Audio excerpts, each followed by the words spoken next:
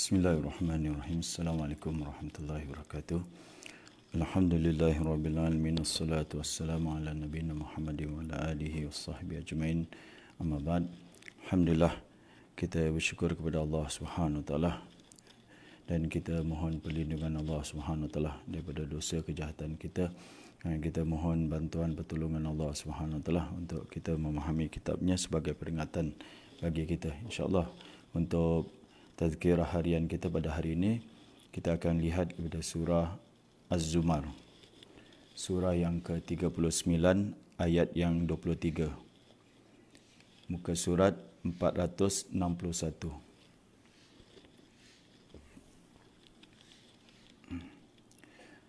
A'udzu billahi minasyaitonir rajim.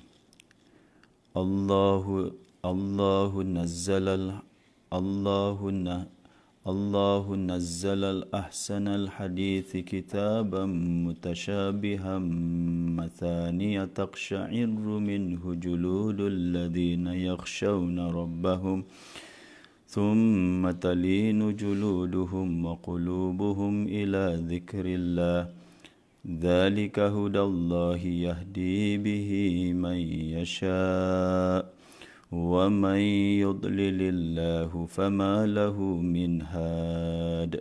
Sadaqallahul azim. Kita masih lagi dalam pembicaraan kita tentang Al-Quran ni. Dan pada ayat ni Allah Subhanahu wa taala nak ceritakan kesan Al-Quran, yang kesan orang yang diturunkan Al-Quran kepada mereka. Allah Subhanahu wa taala sifatkan Al-Quran, Allahun nazzalal ahsanal hadith. Allah Subhanahu wa taala, dia telah menurunkan ahsanal hadith, itu sebaik-baik. Ahsan itu yang paling baik. Hadith ni perbicaraan, perkataan. Jadi sebaik-baik perkataan adalah perkataan kalamullah. Sebaik-baik perkataan adalah perkataan Allah Subhanahu wa taala. Itu satu ahsanal hadith. Yang kedua adalah ahsanal hadith dan sebaik-baik kitab yang diturunkan. Satu, tadi kita kata sebaik-baik kalam, sebaik-baik perkataan adalah perkataan Allah. Itu Al-Quran. Dan Al-Quran ni mengatasi kitab-kitab yang lain. Dan sebaik-baik kitab yang pernah diturunkan daripada kitab yang Allah Subhanahu wa taala turunkan, sebaik-baik kitab juga adalah Al-Quran. Tadi kita sebaik-baik perkataan adalah perkataan Allah Subhanahu wa taala. Dan sebaik-baik perkataan Allah Subhanahu wa taala adalah Al-Quran. Itu satu kemuliaan. Allah cakap di sinilah kemuliaan Al-Quran. Allah Subhanahu wa taala turunkan sebaik-baik perkataan kepada umat Nabi Muhammad sallallahu alaihi wasallam. Umat Islam, Allah Subhanahu wa taala turunkan kitaban. Allah dia yang telah menurunkan sebaik-baik perkataan, kitaban, iaitu sebuah kitab. Kitaban di sini adalah Al-Quran. Mutasyabihan, satu mutasyabihan. Yang ini mutasyabihan serupa, sama. Isi kandungan Al-Quran kalau kita baca ni sama saja. Dari awal kita baca sampai akhir sama saja. Berita kita cakap gaya bahasanya sama. Kita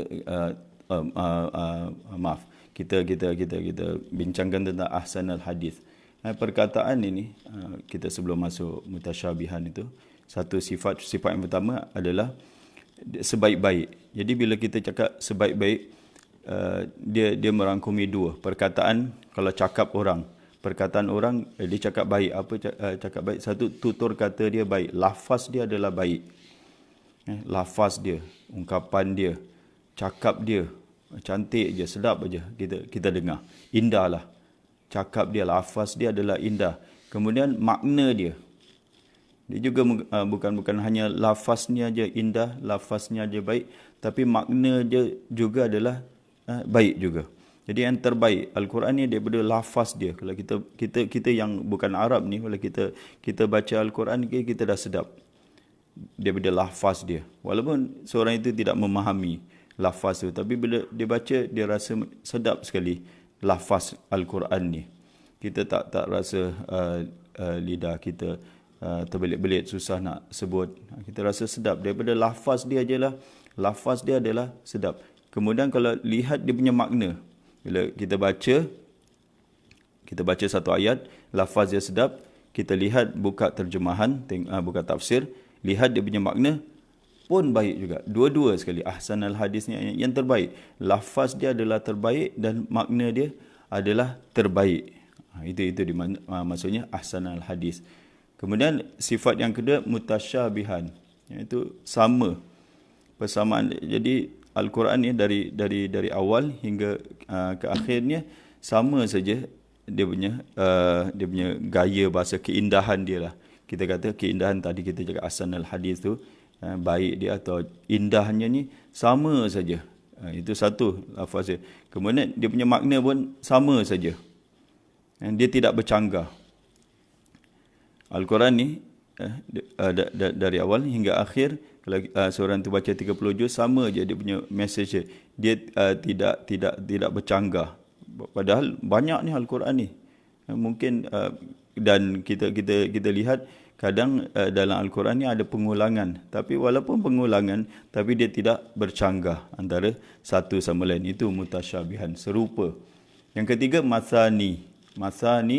Ketiga, sifat ketiga dia berulang-ulang kali. Allah Subhanahu Wa Taala kalau cakap Allah Subhanahu Wa Taala terangkan tentang sifat Allah Subhanahu Wa Taala, dia berulang-ulang sifat Allah Subhanahu Wa Taala. Allah akan terangkan daripada awal, daripada Al-Fatihah sampai akhir sifat Allah. Awal sekali Allah kata alhamdulillahirabbil alamin, sifat Allah Rabb. Ar-Rahmanir Rahim. Akhir sekali surah An-Nas pun sifat Allah, qul a'udzu birabbin nas, katakanlah aku berlindung dengan Tuhannya manusia, Rabb manusia. Jadi awal hingga akhir sama aje. Dia ulang, Allah Subhanahu Wa Taala ulangkan. Kenapa? Dan itu sifat Allah. Tentang hari akhirat Allah ulang, tentang janji Allah, tentang amaran Allah Subhanahu Wa Taala. Allah Subhanahu Wa Taala bukan tentang cerita-cerita nabi, cerita-cerita umat yang terdahulu, dan ayat-ayat Allah SWT, itu ayat-ayat kauniyah, ayat-ayat alam, ciptaan Allah. Allah ulang. Kenapa perlu diulang? Kata ulama, hati ni, kan semalam kita kata, hati ni macam tanah yang keluarkan tumbuhan. Bila disiram air, maka dia akan keluarkan tumbuhan. Hati ni serupa juga macam itu. Jadi kita pokok tu kita kena siram selalu. Ada tak orang yang siram pokok sekali aja? Dia letak pokok tu siram sekali aja, dan dia biarkan pokok tu hidup cantik. Pokok orchid ke, pokok rose ke, bunga rose ke atau orchid ke apa. Dia biarkan sekali aja dia siram. Tak cukup dengan sekali. Dia kena siram selalu, kena siram selalu. Begitu juga dengan kita, hati kita ni. Hati kita kena disirami dengan ayat, diulang lagi. Kita baca Al-Quran ni, dia ulang supaya hati ni lembut betul-betul hati ni. Hati ni subur lah. Supaya hati ni subur dengan ayat-ayat Allah Subhanahu Wa Taala. Itu maksudnya berulang-ulang. Taqsya'irru minhul julud. Ni taqsya'ir, takut, gementar. Gementar kerana Al-Quran ni julud, kulit. Allah cakap kulit, kerana bila kita takut dia, tuan-tuan, kita takut je, biasanya orang ni takut dia meremang dia punya. Dia cakap bulu roma dia meremang. Macam mana bulu roma? Bulu ni dari kulit kita. Dari kulit kita, bulu tu meremang. Jadi itu menunjukkan takut. Kulit. Allah gambarkan kulit. Takut memang dari hati. Tapi dia punya kesan dia, kita kata efek dia adalah kulit, kita kata gementar, takut kulit.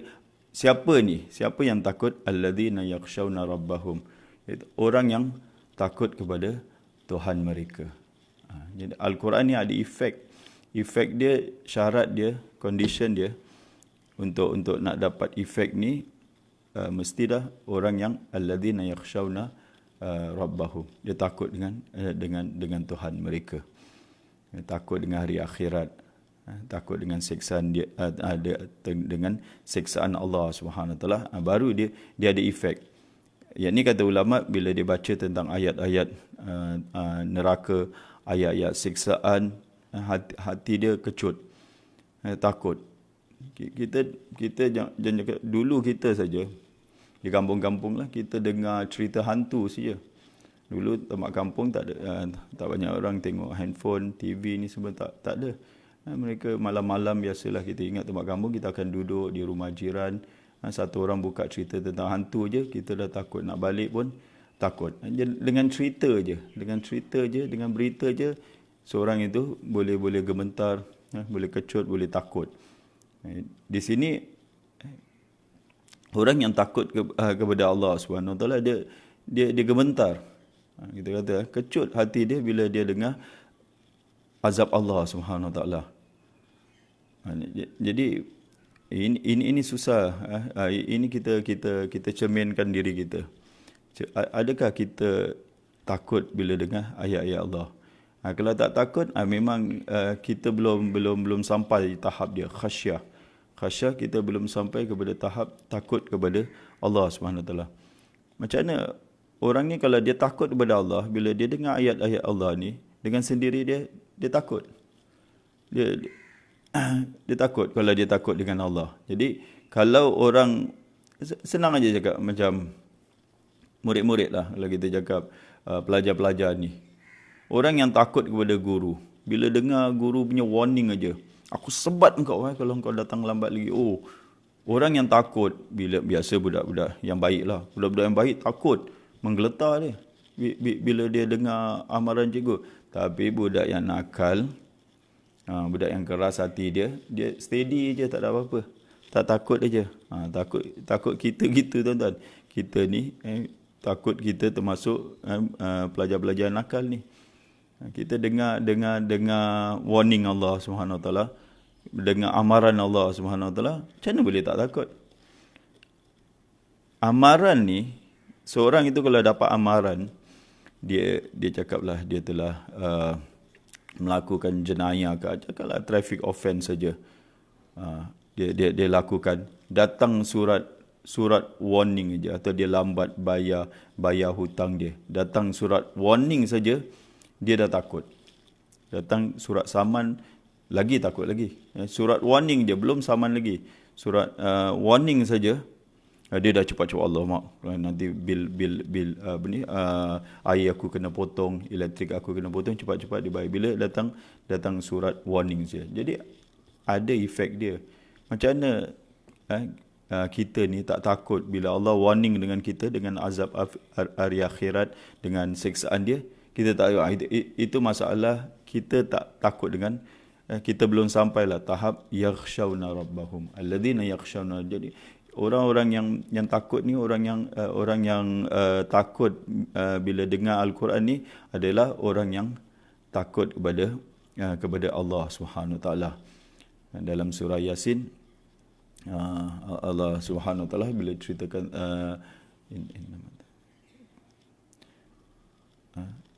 innama tunziru manittaba'a dzikra wa khasyya rahman, kan? Innama tunziru, hanyalah peringatan kau tu, amaran ini berfaedah kepada apa? Manittaba'a dzikra, orang yang ikut Al-Quran ini, wa khasyya rahman bil ghaib, dan dia takut kepada Tuhan dia. Dia terkesan dengan ayat-ayat amaran ni. Jadi di sini ulama kata, orang yang takut kepada Allah, bila dengar amaran Allah Subhanahu Wa Taala, mereka takut. Summa, kemudian, talinu juluduhum wa qulubuhum ila dzikrillah. Kemudian lembut atau tenang kulit tu. Kulit yang tadi tu meremang tu, kulit yang takut, kemudian jadi tenang. Kulit dan tenang, di sini Allah masuk qulub, dan hati mereka jadi tenang. Kulit dengan hati mereka ni tenang ila zikrillah, kepada mengingat Allah SWT, kepada ayat Quran. ila zikrillah ni, kata-kata ulama ni adalah ayat Quran. Kepada ayat Quran yang mana? Ayat Quran yang harapan. Biasanya dalam Quran ni bila Allah sebut tentang ahli neraka, Allah akan susuli dengan ahli syurga. Bila mereka baca tentang ahli neraka ni, mereka takut. Bila sampai kepada ahli syurga je, mereka tenang sikit. Mereka tenang. Hati mereka tenang, lega sikit dan mengharap Allah Subhanahu Wa Taala masukkan mereka dalam ahli syurga, dalam kalangan ahli syurga. Itu ulama kata maksudnya mula-mula dia takut dengan ayat-ayat azab, tapi bila sampai kepada ayat harapan atau ayat syurga, berita gembira, hati dia tenang. Ini Allah Subhanahu Wa Taala nak sifatkan kita kesan kepada orang yang baca, dan kita kena letakkan ini sebagai target kita bila kita membaca Al-Quran. Jangan kita tak tahu macam bagaimana gaya atau bagaimana sifat orang yang dapat faedah daripada Al-Quran. Allah jelaskan di sini. Satu, walaupun Quran ni sebaik-baik peringatan, sebaik-baik amaran, paling berkesan, tapi kalau orang tu tak sedia untuk menerima dia tak akan dapat faedah daripada peringatan Al-Quran. Di sini orang yang takut kepada Tuhan mereka ni, prasyarat dah kita cakap, orang yang takut kepada Tuhan mereka ni, mereka akan terkesan dan mereka akan mendapat faedah daripada Al-Quran. Bagaimana bila ayat, mereka melalui ayat azab, mereka melalui ayat-ayat yang menggerunkan, menggementarkan hati, menakutkan hati, mereka takut.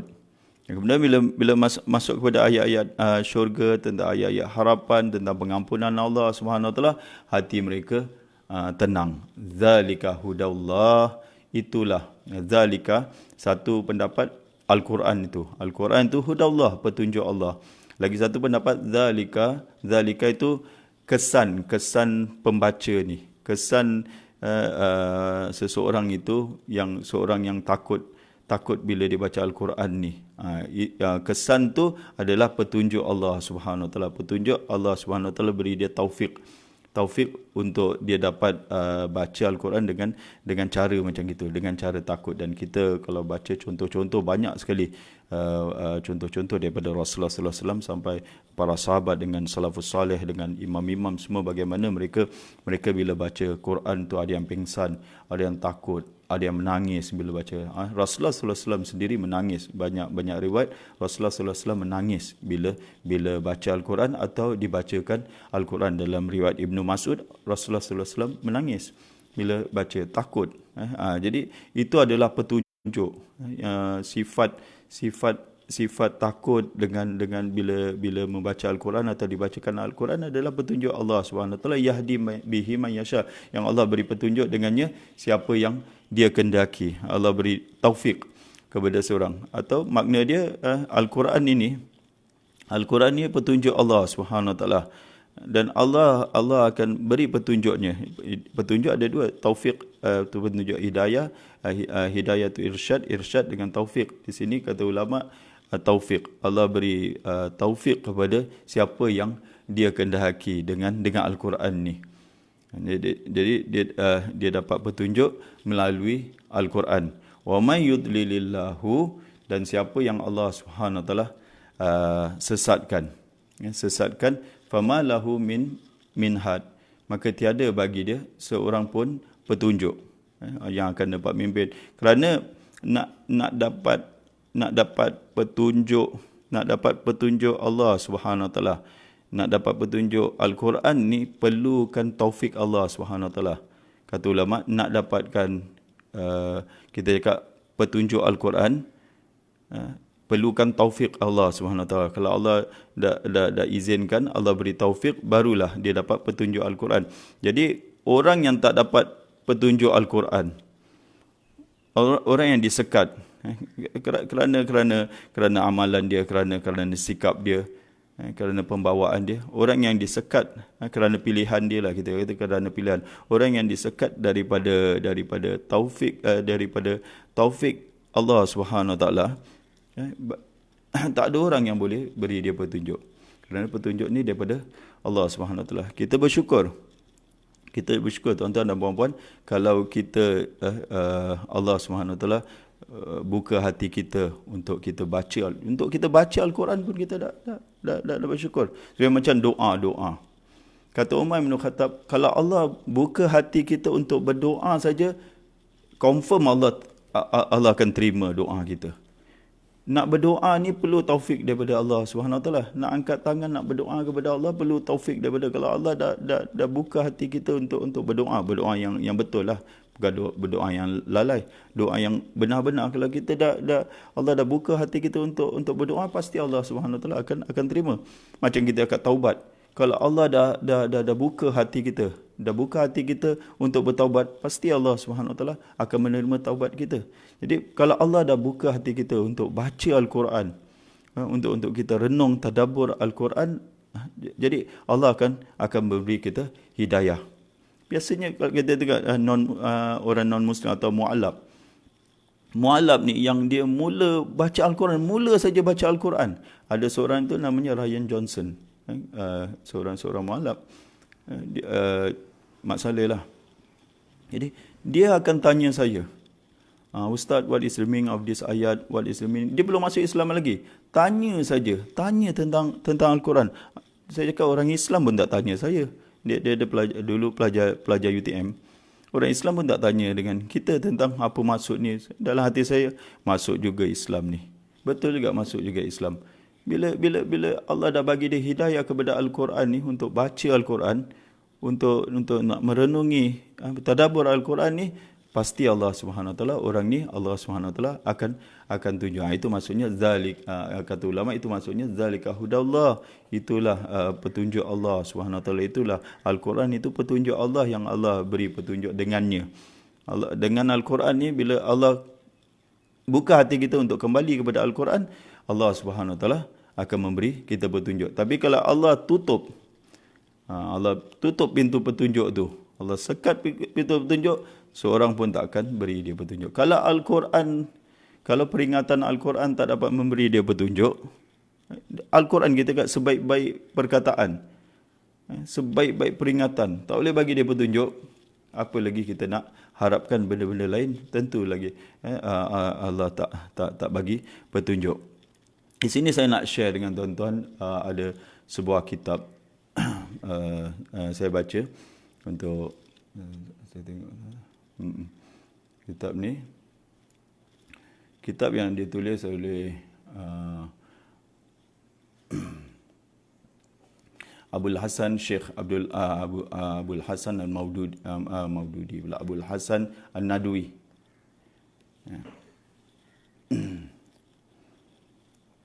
Dia kitab dalam bahasa Inggeris, nanti Studying the Glorious Quran. Ya, kitab dia dalam bahasa Inggeris. Saya ambil dia kat qualities which help in understanding the Quran. Jadi dia kata sini, apakah quality yang patut ada pada diri seorang itu untuk dia memahami Al-Quran ini. Pertama, dia akan desire. Desire kita tahulah kemahuan. Jadi ini first condition dia kata, syarat pertama untuk seorang itu manfaat daripada Al-Quran, dia mesti ada keinginan. Seorang itu tak ada keinginan nak belajar, jadi Al-Quran tak berfaedah baginya. Jadi dia mesti ada keinginan untuk nak improve diri dia, keinginan kerana dia lihat dia tak puas hatilah dengan kondisi dia, dan keinginan untuk mengetahui kebenaran, keinginan untuk kembali kepada Allah, nak bertaubat kepada Allah, dan keinginan untuk nak mengubah diri dia. Mesti ada kondisi yang pertama. Nanti tuan-tuan boleh baca, dia akan bawa dalil-dalil ayat-ayat Quran. Saya nak ringkaskan di sini. Yang kedua, dia hearing and obeying. Jadi mendengar dan taat. Ini oleh kerana kitab Al-Quran ni petunjuk orang itu mesti nak dan dengar betul-betul dia kak. Is to hear it with attention. Dengar dengan attention betul-betul. Lepas tu baru dia mendengar saja tak cukup. Kemudian dia kena praktis, dia kena amalkan, dia kena ikutlah, dia kena ikut kerana dia kat di sini sedap dekat knowledge without deed is itu yang kedua. Bila seorang nak dapat faedah daripada Al-Quran. Yang ketiga adalah fear. Tadi yang kita kata takut. Jadi dikata di sini kalau seorang itu yang tak takut Allah Subhanahu Wa Taala, ni macam mana dia nak cakap orangnya religious, agama dia tak ada religious feeling keagamaan. Kalau tak ada, dia takkan memahami Al-Quran. Mesti orang tu mesti ada perasaan terhadap Allah Subhanahu Wa Taala, perasaan takut kepada Allah, perasaan cinta kepada Allah Subhanahu Wa Taala. Itu yang ketiga. Yang keempat, believe in the unseen. Itu percaya perkara yang ghaib. Kerana dalam Al-Quran ini banyak perkara yang ghaib dalam Al-Quran ni, seperti sifat Allah, seperti malaikat dan hari akhirat, syurga, neraka ini. Kalau dia tak percaya kepada yang ghaib, itu yang dia tak kuatlah kepercayaan dia kepada yang ghaib ni, itu yang dia menghalang dia daripada memahami Al-Quran.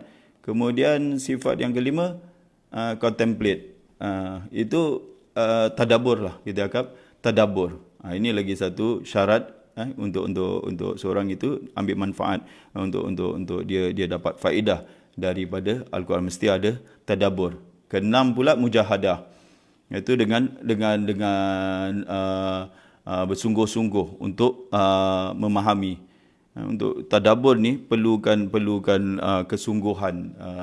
Dia cakap the glorious Quran is not a man-made work where the reader can comprehend the subject of the book and the intention of the author through his knowledge and intellect. Tak ada. Dia perlu dia bekerja keraslah untuk dia memahami Al-Quran. Yang ketujuh, respect and regard. Menghormati Al-Quran ni. Jadi untuk mendapat faedah, mesti dia merasai sikap dia adalah seolah-olah dia membaca kitab King of the Kings, King of Kings, raja daripada segala raja. Jadi dia bukan kitab yang biasalah. Dia bukan kitab yang biasa. Mesti ada respect sikit dengan kitab ni. Jadi itulah sedikit sebanyak syarat dia kan untuk seorang itu bermanfaat. Nanti saya kalau ada masa saya bagi kepada Kak Zuraida untuk dia sebarkanlah buku ni untuk kita sama-sama dapat manfaat daripada buku ni. Wallahu a'lam bissawab. Aqulu qouli hadza wa astaghfirullahal azim li wa lakum. Wassalamu alaikum warahmatullahi wabarakatuh.